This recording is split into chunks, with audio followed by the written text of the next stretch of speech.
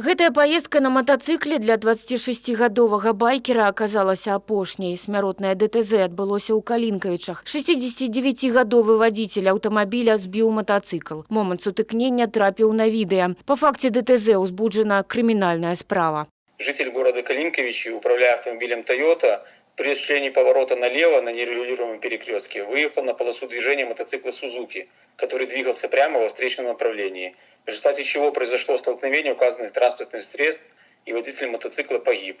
По данному факту Калинковским районным отделом Следственного комитета было возбуждено уголовное дело. В настоящее время проводятся следственные действия, направленные на установление всех обстоятельств произошедшего. Дорогі няўважлівасці не даруюць. Важны момант. Мотоцикл менш прыкметны, чым аўтамабіль. Вадзіцелям пры здзяйсненні любога манёўру, павароту ці развароту неабходна пераканацца ў яго бяспецы і даць перавагу транспартным сродкам, якія рухаюцца насустрач.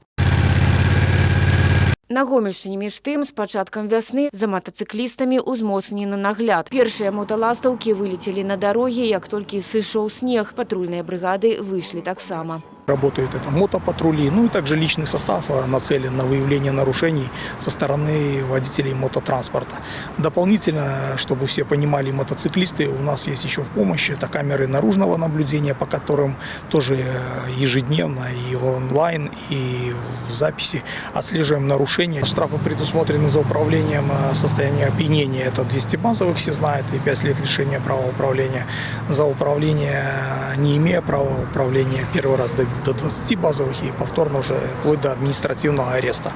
Усяго за 2 дні прафілактычнай акцыі ў рэгіёне зафіксавалі амаль 6 десяткаў парушэнняў. 3 вадзіцелі апынуліся за рулём без правоў, сустракаліся і нецвярозыя. Сёлета ў вобласці адбылося звыш 10 ДТЗ з удзелам мотоциклістаў. За аматарамі шпаркай язды, як гаворыцца, патрэбна вока да вока. Пад кантролем ДАІ не толькі хуткасць, але і шум, а яшчэ забаронены мототюнінг.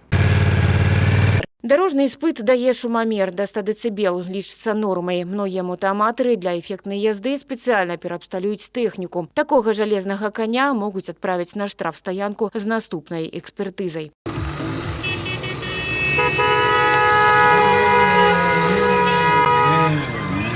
Афіцыйна ж мотосезон у Гомелі стартаваў толькі 16 мая. Падзею па традыцыі сустракаюць мотапарадам. Прысвяцілі яго, дарэчы, дню сям'і. Інспектары ж нагадваюць, каб сям'я была паўнацэннай, трэба ездзіць па правілах. Ірына Драбышэўская, Александр Шведаков, Валерий Гапанько. Телерадиокомпания «Гомель».